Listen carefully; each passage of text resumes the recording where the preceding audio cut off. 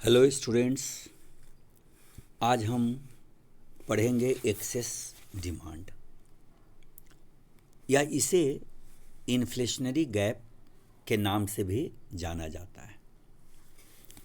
Excess demand refers to the situation when aggregate demand is more than the aggregate supply corresponding to full employment level of output in the economy। दूसरे शब्दों में हम कह सकते हैं कि when aggregate demand is more than the aggregate demand needed for the fulfillment of full employment equilibrium, this is called excess demand। यदि aggregate demand की मात्रा फुल एम्प्लॉयमेंट के लिए आवश्यक एग्रीगेट डिमांड से बढ़ जाए तो यह एक्सेस डिमांड कहा जाता है। इसे हम एक डायग्राम के द्वारा स्पष्ट कर सकते हैं कि जैसे इस डायग्राम में आप देखिए कि OX एक्सिस पे हमने इनकम और आउटपुट को दिखाया है और OY एक्सिस पे हमने एग्रीगेट डिमांड को। हमें यह मालूम है कि फुल एम्प्लॉयमेंट उस बिंदु पर अचीव होता है जहां एग्रीगेट डिमांड और एग्रीगेट सप्लाई दोनों एक दूसरे को इंटरसेक्ट करती है। इस डायग्राम में ए बिंदु वैसा बिंदु है जहां एग्रीगेट डिमांड और एग्रीगेट सप्लाई दोनों एक दूसरे को इंटरसेक्ट किया है।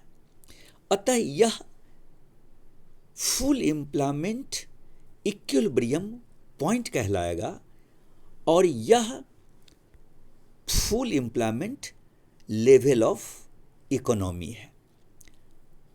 अब यदि फुल एम्प्लॉयमेंट लेवल से एग्रीगेट डिमांड की मात्रा बढ़ के AD से AD' हो जाती है, अर्थात एग्रीगेट डिमांड की मात्रा A से बढ़कर B हो जाती है। ज्यों ही एग्रीगेट डिमांड की मात्रा A से बढ़कर B हो गई, चूंकि सप्लाई नहीं बढ़ेगी।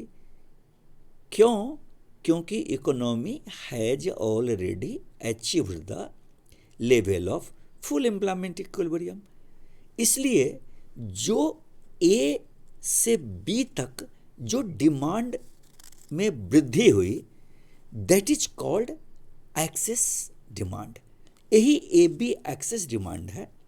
और दूसरे शब्दों में अगर कहें तो जो फुल एम्प्लॉयमेंट इक्विलिब्रियम और बढ़ी हुई एग्रीगेट डिमांड के बीच जो एक गैप उत्पन्न होता है, यह गैप इन्फ्लेशनरी गैप भी कहलाता है।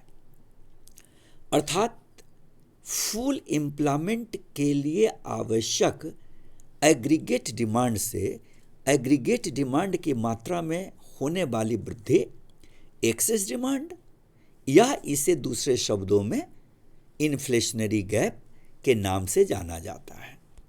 तो यह इन्फ्लेशनरी गैप उत्पन्न होने के या एक्सेस डिमांड जनरेट होने के कारण क्या हैं?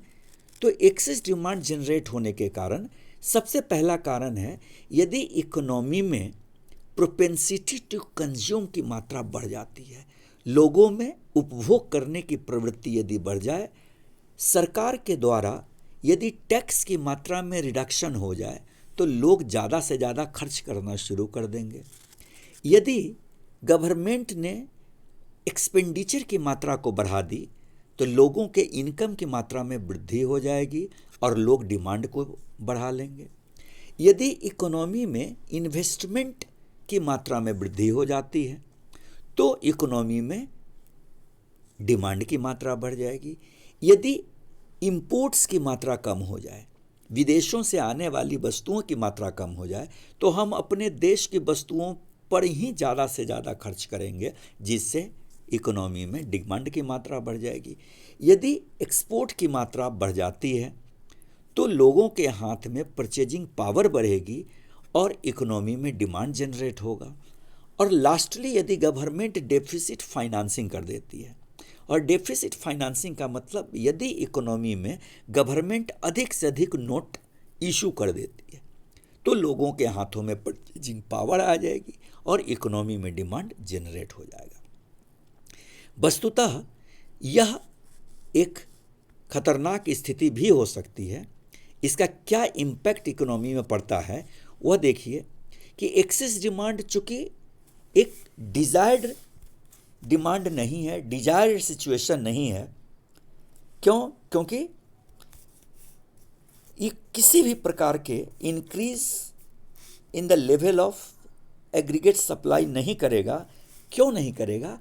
क्योंकि economy has already achieved the full employment equilibrium, जिसके फलस्वरूप इसका इफेक्ट आउटपुट और एम्प्लॉयमेंट दोनों पे कुछ नहीं पड़ेगा, क्योंकि आउटपुट और एम्प्लॉयमेंट दोनों कांस्टेंट होगा। क्योंकि सारे रिसोर्सेस, ह्यूमन रिसोर्सेस हो या नेचुरल रिसोर्सेस हो, सारे रिसोर्सेस फुल्ली यूटिलाइज्ड हो चुके हुए हैं। इसका इफेक्ट सिर्फ और सिर्फ पड़ेगा किस चीज़ पे? जनरल प्राइस लेवल पे। यानी जनरल प्राइस लेवल की मात्रा क्या होगी? जनरल प्राइस लेवल की मात्रा क्या होगी? बढ़ जाएगी। यानी इकोनॉमी में प्राइस बहुत हाइक हो जाएगा। क्यों? क्योंकि इकोनॉमी में मनी की मात्रा बढ़ गई, वस्तु या एम्प्लॉयमेंट की मात्रा नहीं बढ़ पाएगी, क्योंकि इकोनॉमी ऑलरेडी फुल एम्प्लॉयमेंट को अचीव कर चुका है। Thank you.